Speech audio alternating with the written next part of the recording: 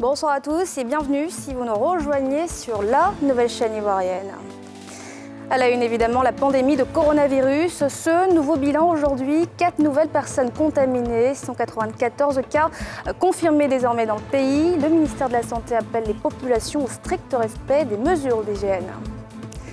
Et cette crise sanitaire qui met le système de santé sous tension pour venir en aide au personnel soignant. Les promis sur le front, Dominique Ouattara a fait un important don ce jeudi. Plusieurs millions de francs CFA ont été mobilisés. Et puis ce vendredi, jour de prière pour les musulmans, se fera à domicile. Les imams de Côte d'Ivoire ont prolongé la fermeture des mosquées, et ce jusqu'à nouvel ordre.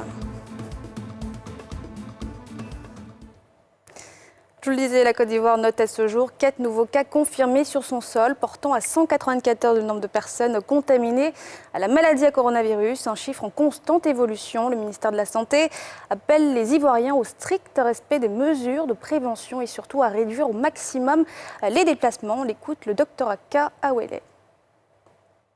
Ce jeudi 2 avril 2020, le ministère de la Santé et de l'Hygiène publique a enregistré 4 nouveaux cas d'infection à Covid-19 sur 81 échantillons prélevés, portant à 194 le nombre total de cas confirmés. Nous notons également ce jour 6 nouveaux guéris, portant ainsi le nombre total de malades guéris à Covid-19 à 15 et 1 décès. Le ministère de la Santé et de l'Hygiène publique rappelle à la population que le Covid-19 est une maladie grave, mortelle et très contagieuse. Le ministère de la Santé et de l'Hygiène publique tient à encourager les Ivoiriens qui font de plus en plus des efforts pour respecter les mesures arrêtées par le gouvernement. C'est le lieu de rappeler le cas des personnes rentrées en Côte d'Ivoire avant l'interdiction des vols, qui s'étaient engagées à s'auto-confiner à leur résidence à Abidjan.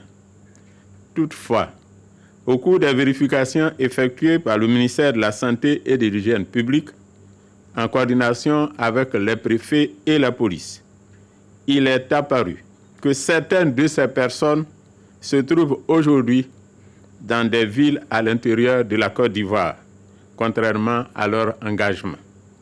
C'est ainsi qu'aujourd'hui, 2 d'entre elles, localisées à Korogo et à Duékoué, ont été retrouvées et acheminées en toute sécurité à Abidjan pour être mises à la disposition des services de santé pour des tests médicaux. Le ministère de la Santé et de l'Hygiène publique informe la population qu'il dispose de moyens efficaces de recherche pour localiser toutes les personnes qui ne respecteraient pas les mesures adoptées par le gouvernement, notamment celles relatives à l'autoconfinement et à l'interdiction des déplacements non autorisés entre Abidjan et l'intérieur du pays. Le gouvernement, à travers le ministère de la Santé et de l'Hygiène publique, remercie et félicite tous les acteurs du système de santé pour leur dévouement et leur professionnalisme dans la lutte contre cette pandémie.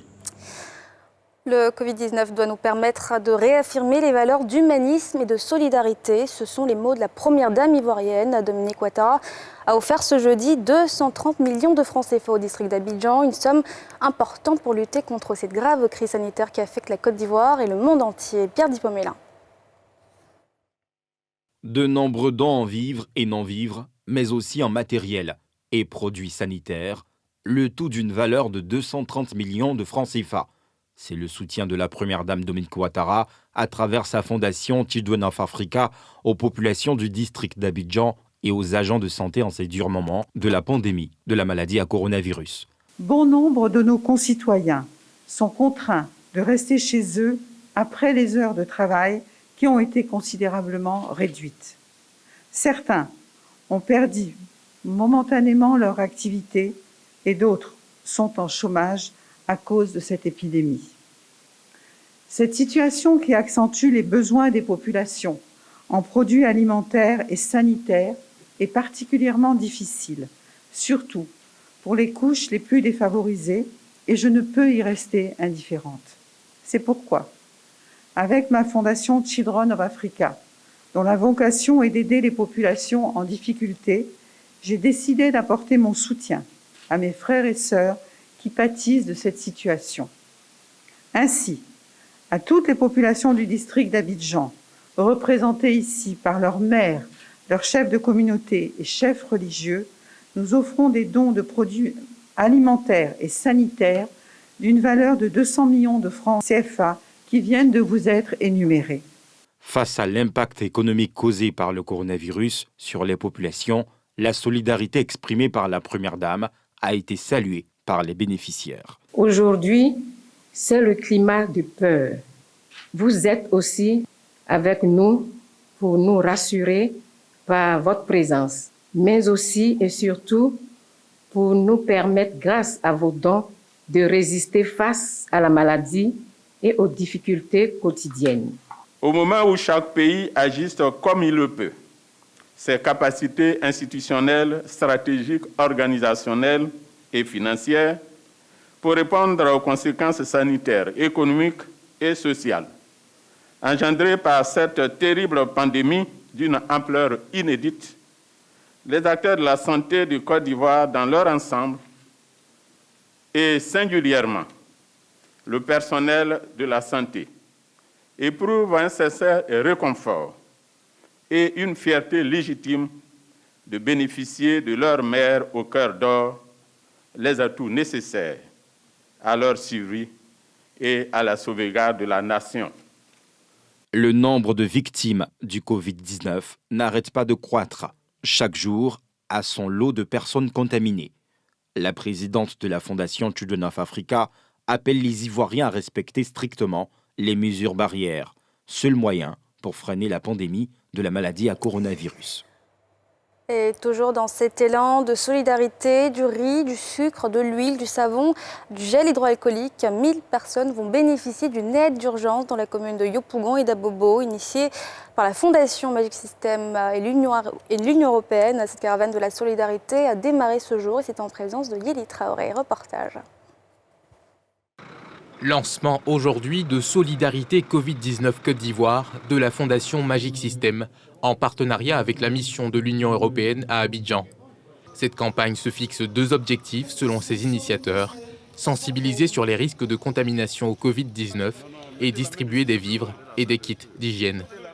Pour le leader de Magic System, Salif Traoré, à Salfo, sa fondation se devait d'agir en ces temps de menaces sanitaires planétaires. Aujourd'hui, la Côte d'Ivoire traverse une situation difficile, à l'instar du monde entier.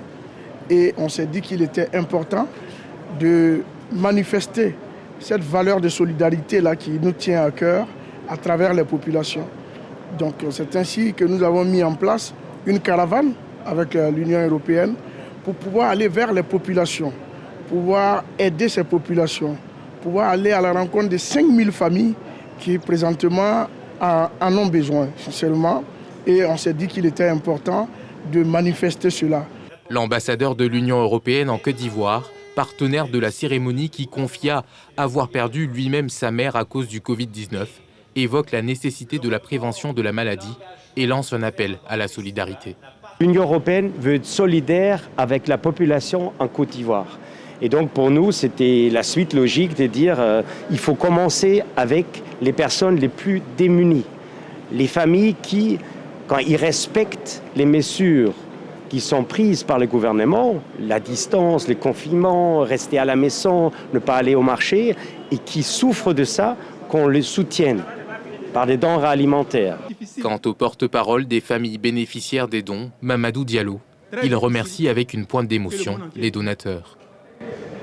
Nous sommes tous secoués aujourd'hui par cette épreuve difficile qui n'épargne personne. Et avoir des personnes qui pensent aux autres en ce moment difficile, nous ne tenons qu'à vous dire merci. Nous vous exprimons notre infinie et profonde gratitude. À noter que la caravane de solidarité Covid-19 Côte d'Ivoire, après son lancement aujourd'hui à Yopougon et à Bobo, sillonnera dans les jours à venir les autres communes du district d'Abidjan et connaîtra son épilogue le 9 avril à Port-Bouët. Et puis la Côte d'Ivoire, premier producteur mondial de cacao. Les acteurs du secteur répondent eux aussi à l'appel. 25 millions de francs CFA ont été mis à la disposition du ministère de la Santé ce mercredi pour lutter contre cette grave crise sanitaire. Thierry Danger. La solidarité nationale contre le coronavirus s'intensifie. Des exportateurs nationaux de la filière café-cacao se sont ajoutés ce mercredi sur la liste des donateurs au ministère de la Santé. Ils ont mobilisé une aide financière de 25 millions de francs CFA dédiée aux opérations de lutte contre le Covid-19. Un appui que salue le ministre de tutelle, Eugène Aka Awele. Il y a le malheur avec le coronavirus, mais il y a ce bonheur que nous vivons en ce moment avec le soutien, avec l'appui, avec les dons que vous me remettez pour le compte du ministère de la Santé et de l'Hygiène publique. Je me réjouis également de la part que les exportateurs prennent également dans cette lutte. Cet acte citoyen, de l'avis du ministre de la Santé, permet de voir l'avenir avec espoir.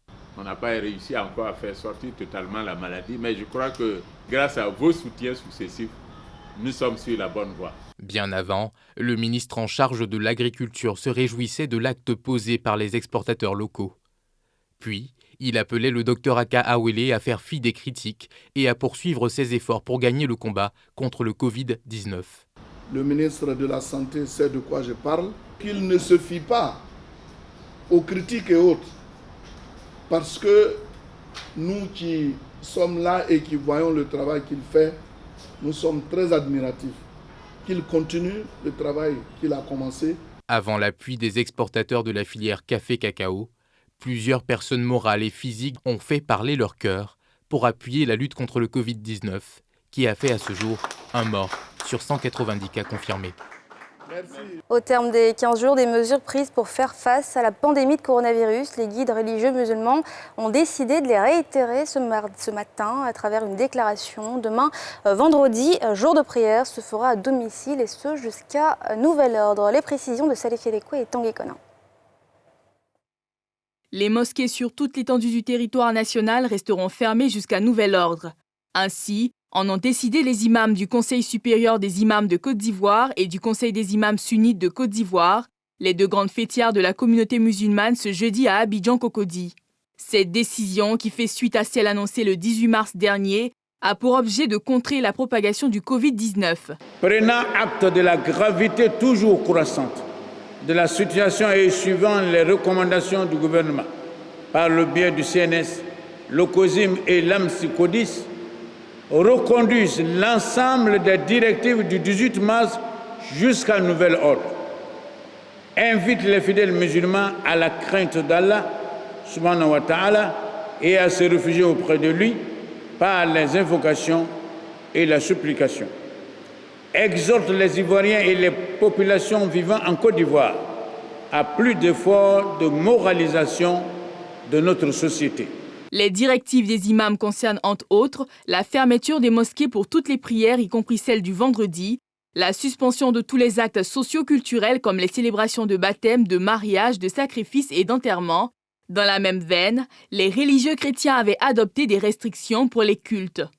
À l'instar de plusieurs pays dans le monde, la Côte d'Ivoire fait face à la propagation du Covid-19 qui constitue un défi de santé publique à l'échelle de la planète.